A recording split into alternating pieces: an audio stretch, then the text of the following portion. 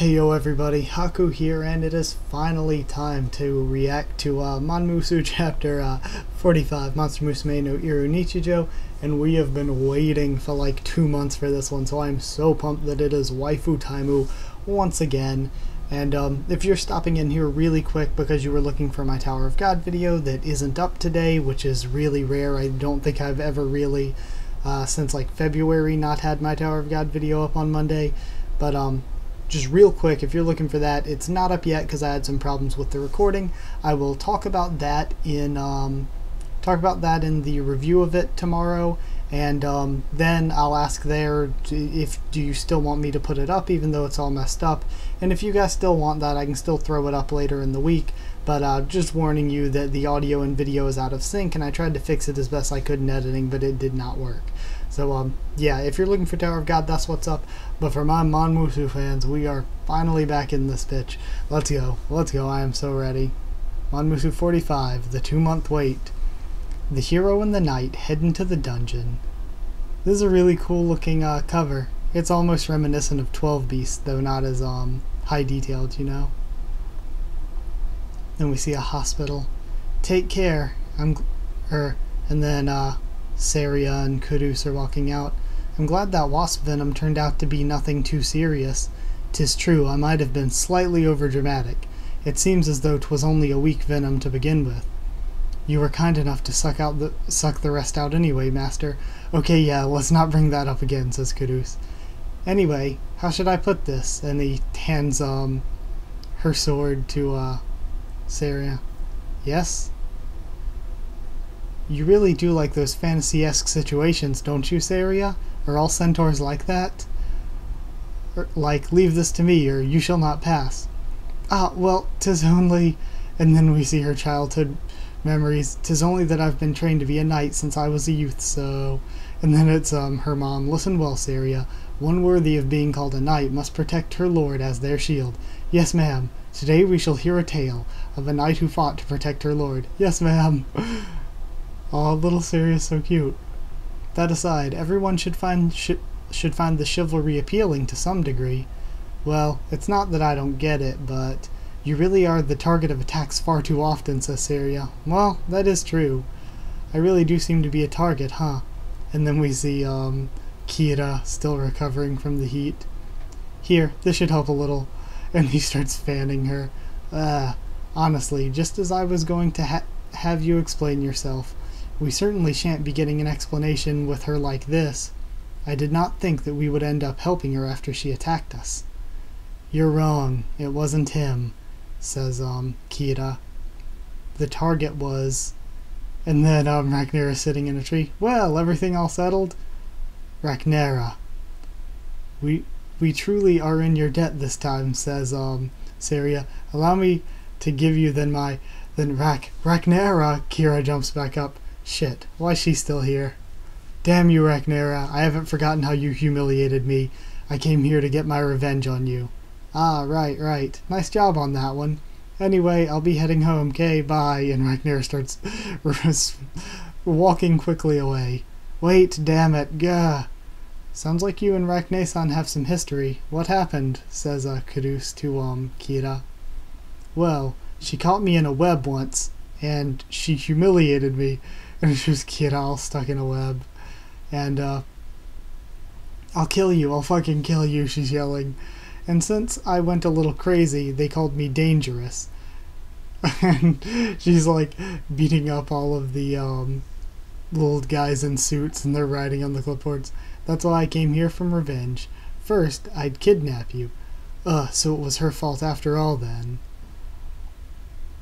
Don't push yourself, have some water, says Kudus, giving her a bottle of water. But how'd you get into Japan, since you were listed as a dangerous species? There's a broker, someone good at getting people like me into the country, says Kira. Normally the government handles extra species exchanges, but small private firms also exist. Illegal brokers exist in the gaps between those systems. Away from government inspections, they bring extra species people into the country in exchange for payment of some kind. The other 2 dangerous species use that broker too? Says Saria. Yes. As an apology, I'll give you some advice. They called me dangerous for getting angry once, but those two are very different. They're seriously bad. We came here together, but I try not to be with them. 'Tis a mere precaution that I tell you this. You will not lay a hand on Master again. However, Rhaenyra is fair game, so go after her," says, Saria. "Oh, okay," says Kira. I freaking love Kira. "Seriously bad, dangerous species, huh? I wonder what kind of species they are. We should have asked for more info," says Caduce, walking with, Saria back again in present time. "Fear not, Master. It matters not the manner of species they be. I shall continue to protect you." Man, I really just don't want to get attacked again. I mean, I can't really say it's not going to happen, though. "By the way, did you contact Miss Smith?" And it shows the arrow pointing at him, the type that gets caught up and stuff. "She said no way. I didn't think they'd really be after him," and laughed. Smith is one of my favorite characters as well. "I did request they send money over for protection, however." And then it says, confident from risking her life to protect her master from wasps. "Fear not, I am by thy side." "Well, anyway, now that we're home, let's take it easy, alright? You were just stung by hornets, remember? 'Tis but a scratch." And then they both look surprised walking in. "What is this? This weird smell seems to be coming from the house. Surely 'tis Mia's latest attempt at cooking, is it not? She never improves. Frankly, I believe her cooking to be more dangerous than these dangerous species. Well, you know, recently her cooking has gotten to a point where it's actually okay, so it'll be the end of you one day," Cesaria.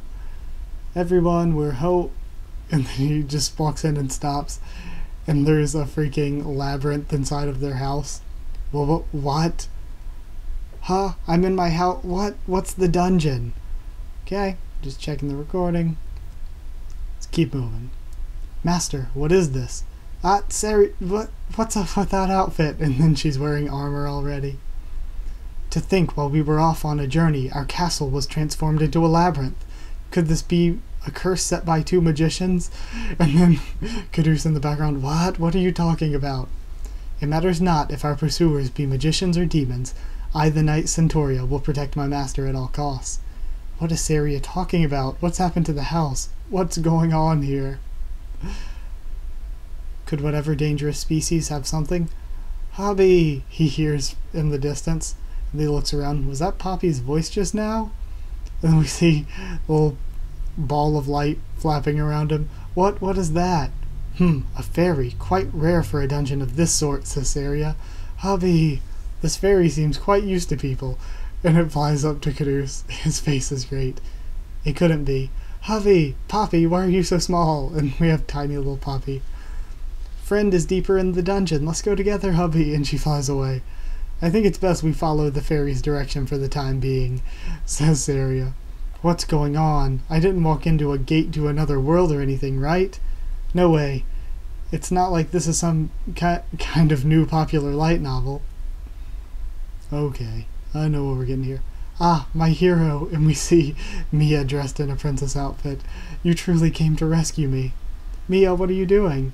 "I am Princess Mia of the Lamia Kingdom. I was captured by the wicked evil king and am being held hostage in the dungeon.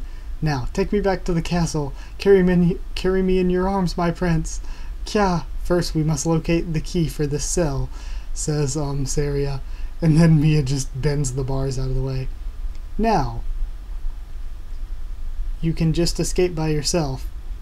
"By friend in the dungeon, you meant Mia?" says Caduce to little Poppy, and she's shaking her head. "She's the snake princess. She just lives in the dungeon. It's not like she was captured. She's a monster that ambushes heroes that come to the dungeon." "Who are you calling a monster?" she yells. "Honestly, you're the dungeon guide, right? Shouldn't you be helping the princess?" It's 'cause Princess Mia is a meanie," she says. "Let's head back to the entrance for now," says Caduce. "I shan't allow that." "Who goes there?" says Saria, and we see the scythe. "This labyrinth is my sanctuary of darkness. I shall not suffer those who dwell in the light to cross its boundary," says Lala in her armor as well. "Those who transgress this dark taboo shall suffer Thanatos. Prepare thyself. Memento mori." "Thou lordless knight, nay, reaper, I shall show you the holy power of paladin," says Saria, drawing her sword. Aw man, Lala too thinks Kudus. Well, actually, I guess Lala's about the same. What are you saying, says Iria? Dost thou claim to have no fear in the face of my death scythe? How are we going to deal with Lala like this, though? Wait! The white snake shrine maiden, Princess Mia, here to save the day. And then Mia shows up in her shrine maiden outfit. What now? I figured something like this would happen, so Princess Mia has trained herself in the secret divine power of the Eastern gods. Evil spirit, be gone. And then Kudus in the background. Oh, she did start working as a shrine maiden recently. These characters are getting way too hard to follow.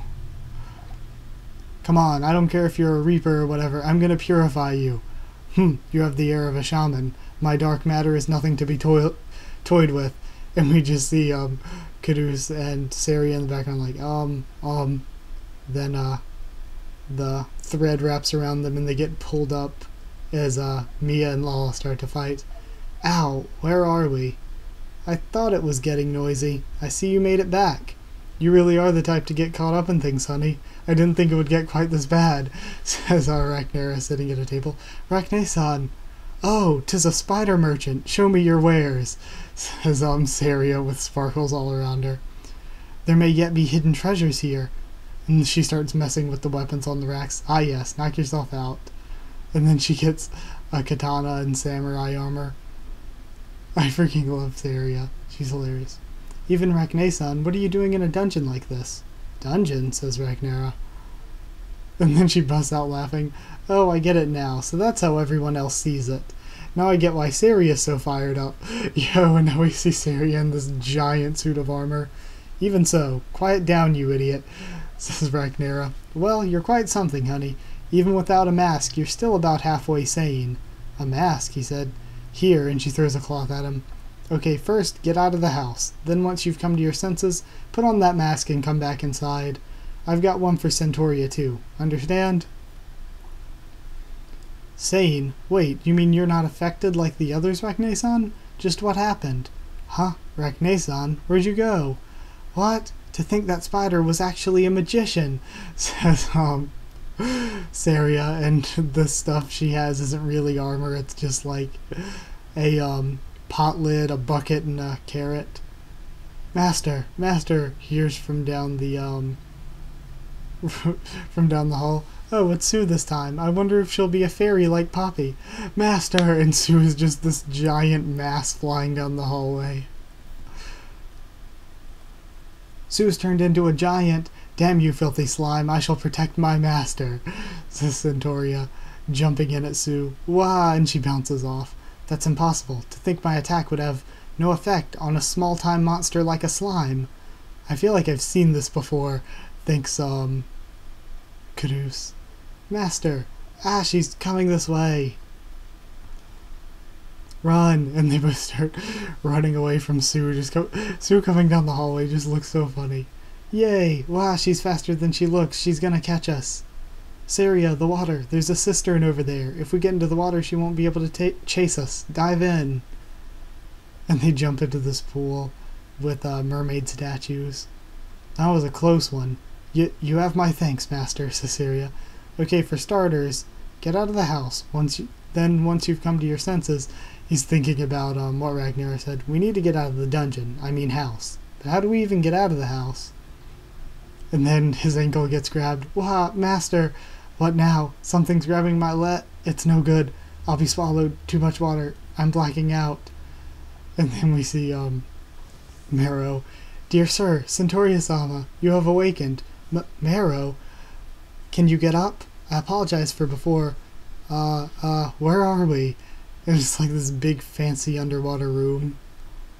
Actually, while the house was being remodeled, Mother said she could not allow her daughter to live in such a small room, so she had the land beneath the house excavated and built this space for me. When was this? Says Kudus. Oh my gosh, the hidden room. What the heck? That's hilarious. Wait, actually, weren't we just in a dungeon? Why do I feel like it turned back into a normal house? Well, I mean, I've never been here before, but, says Centauria, I feel as though I've done something extremely embarrassing. As though I've been saying extremely embarrassing things. And it's the flashback to when she was in the in the labyrinth. Is that not because you spat out the spores with the water a moment ago? Spores, he says. Mero, what happened here? Well, how should I explain this? It seems Papi-sama met an extra species person she'd never seen before and brought them home. They'd been wandering around the front of the house and befriended Papi-sama, or so she said. Papi's hilarious. At any rate, she brought them into the living room. They released a large quantity of spores from what looked like a mushroom's cap. Since I used my gills to breathe, I was relatively unaffected. Yo, so was I right about the one being a Batango? It's what it's looking like. Everyone else who had inhaled the spores began to act very strangely, and it shows Mia with a sheet wrapped around her. I'm Princess Mia, the captured queen. Wherefore art thou my hero? And then we see Poppy flopping around. Poppy is a fairy is what Poppy is. And then Lala swinging her scythe around. I am Death's emissary on Earth. And then Sue just walking around as a tiny little wall. Va, va. I believe they're all under some sort of group hypnosis that's keeping them trapped in a fantastical delusion, so I decided to wait for Dear Sir's return here in the pool. I wanted to inform you by phone, but I left my phone in the living room. Darn. At any rate, we need to do something about whoever, or rather about Poppy's friend who caused all this, says Caduce. So that's what she meant when she said friend, the friend deeper in the dungeon. But Master, says Aria, huh? They're probably, no definitely, one of those seriously bad, dangerous species. Considering that they spread hallucinogenic spores, we can neither get close nor easily interfere. Dealing with them is really out of our league, huh? Says, Caduce. Oh yeah, since we contacted Miss Smith, Mon should be coming over soon. Can't we just wait for them to show up and handle everything? When it comes to trouble with extra species, they truly are experts. It should be no problem, says Centauria. Oh my gosh. And then we see them thinking about what would happen. We're here. Yay. I don't see any dangerous extra species. Yeah, hey babe, we heard you got attacked again. Is anyone home? Let's wait inside. No problem, thinks Caduce. Whoa, what's going on? And we see Mon entering the dungeon. The house is a dungeon? Well, if it's a dungeon, then... Zombina-san, says Monaco, looking over. A dungeon's gotta have vicious zombies. Gah, she says, biting Monaco's arm, and Monaco is screaming. Kya, Mana-chan, stop! And then Monaco starts biting Tio. Everyone's gonna get bitten and turned into zombies. Yeah, I've turned everyone in the house into zombies. So now it's time to, is what Zombina's thinking. Turn the whole world into zombies. The zombie pandemic. No way! And that's what Mero, Caduce, and Saria thinks is going to happen. Before the four Mon members get here, no matter what. Really before Zombina gets here, we have to find a way to fix this. Okay, a little bit less than I was expecting. A little way off from what I was expecting, honestly, but still cool. Still really funny. Still really entertaining, of course. So, yeah, I really hope you guys liked this live reaction. So, like if you did like it. It was a pretty long chapter, honestly. Comment down there and tell me what you thought of this chapter and what you thought of my thoughts on it. I will be reading it some more, taking notes, and doing a review, but that probably won't be up until at least Wednesday this week. Just because I don't think I can be able to get it done by tomorrow. Then, yeah, so subscribe for more MonMusu, 12 Beast, and a ton of other stuff. Follow on Twitter if you want for updates on what I'm doing here on the channel. And that's it. So thank you once again for watching, and I'll see you all next time.